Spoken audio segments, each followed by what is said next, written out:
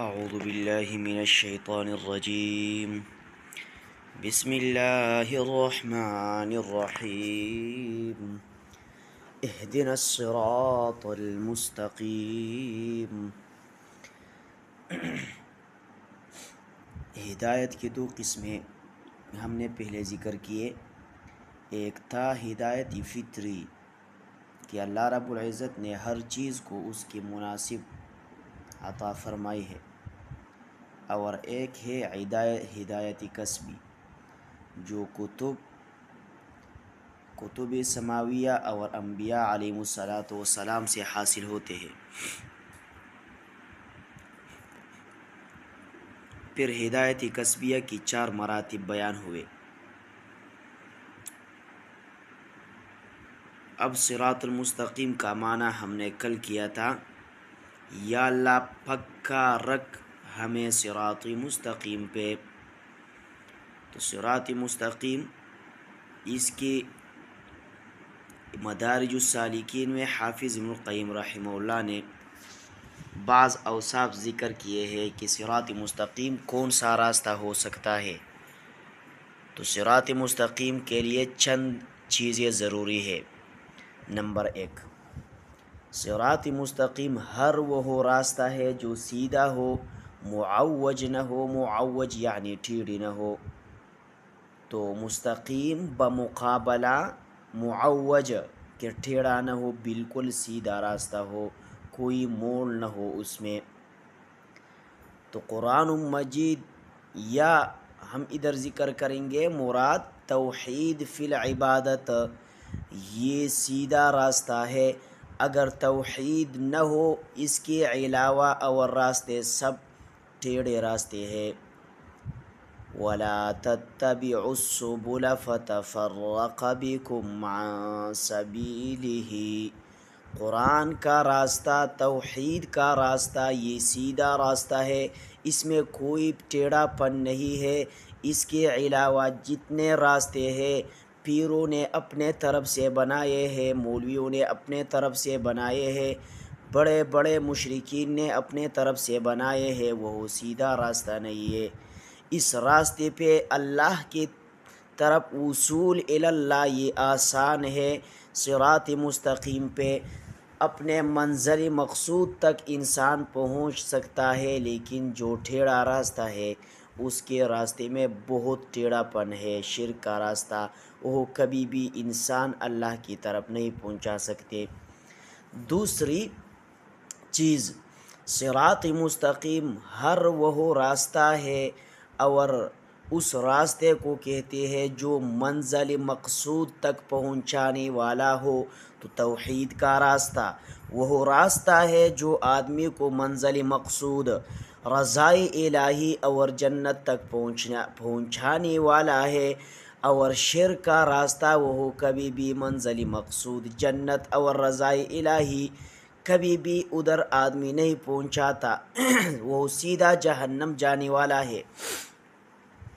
تیسرا، صراط مستقیم کے لیے ضروری ہے کہ وہ مختصر اور شارٹ کٹ راستہ ہوں.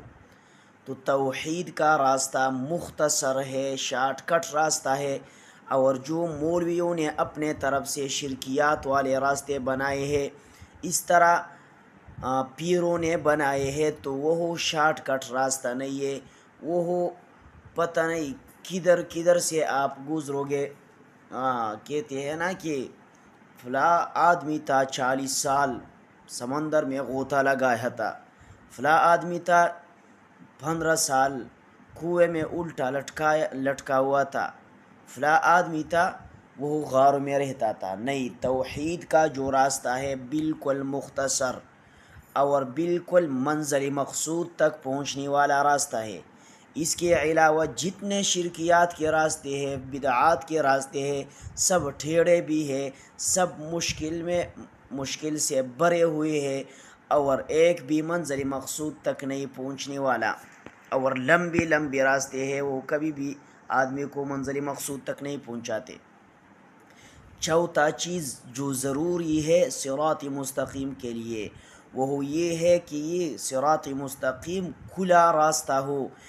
کھلا راستہ ہو اور تنگ نہ ہو، تو یہ چار اوصاف یہ جس راستے میں ہوں گے اسے صراط مستقیم کہا جائے گا۔ اب ادھر صراط مستقیم کا الف لام یہ عہدی خارجی کا ہے۔ ہم نے پہلے بھی بتایا تھا الحمد میں کہ مفرد پر جب الف لام داخل ہو جائے تو یہ الف لام عہدی خارجی کا ہوتا ہے۔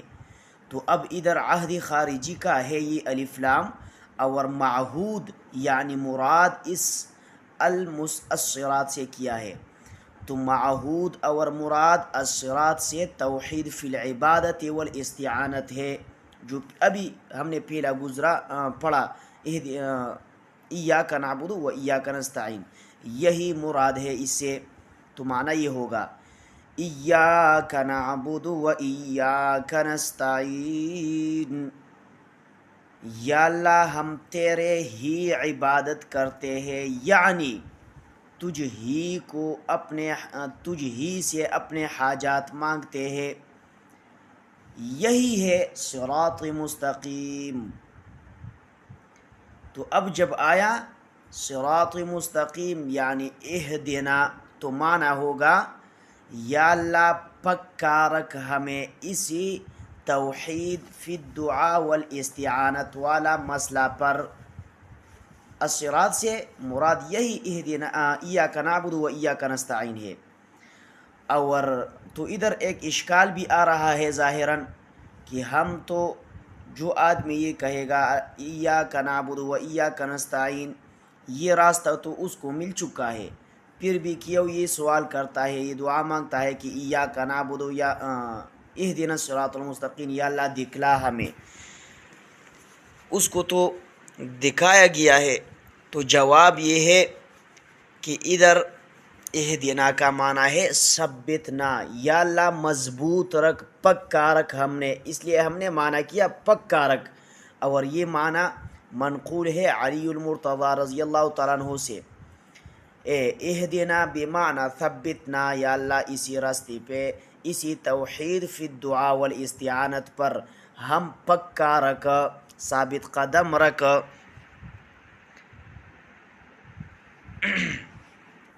تو وہ اشکال اب ختم ہو گئی کہ اس پر وہ جو اشکال آ رہا تھا کہ ادھر ہم مانگتے ہیں حالانکہ توحید فی دعا اور استعانت تو ہمیں مل چکی ہے، تو اس لیے معنی ہوگا پکا رکھ ہمیں۔ اس کے بعد اسی صراط مستقیم کے چند تعبیرات ہے اور چند مصداقات ہے قرآن مجید میں، تقریباً 5 مصداقات ہے، معال سب کا ایک ہے۔ نمبر 1، صراط مستقیم کا پہلا مصداق، اور یہ قرآن مجید نے خود ذکر کیا ہے کہ صراط مستقیم سے مراد التوحید فی العبادت والاستعانت مراد ہوں۔ نمبر 1، سورۃ مریم آیت نمبر 36 میں اللہ فرماتے ہیں ان اللہ ربی و ربکم، بے شک اللہ ہی میرا رب اور تمہارا رب ہے، فاعبدوہ، اسی اللہ ہی کی عبادت کرو، ھذا صراط مستقیم، یہی توحید فی العبادت، یہی صراط مستقیم ہے۔ تو ھذا کا مشار الیہ، یہ توحید فی العبادت ہے، اور وہی ادھر بھی ہم نے پڑھا سورۃ فاتحہ میں ایاک نعبد و ایاک نستعین۔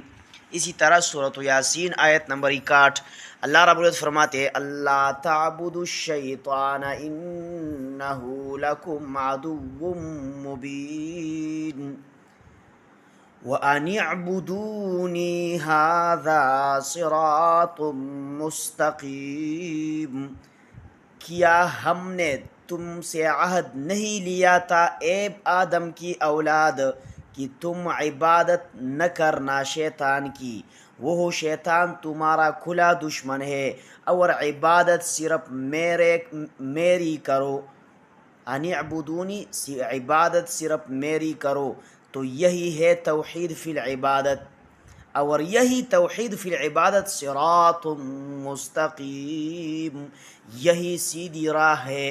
تو یہ ادھر بھی آیا ایاک نعبد و ایاک نستعین، اب اہدنا الصراط المستقیم، یا اللہ اسی توحید فی العبادت والاستعانت پر ہمیں پکا رکھ، یہی صراط مستقیم ہے۔ اسی طرح سورۃ آل عمران آیت نمبر 51، ان اللہ ربی و ربکم فاعبدوہ،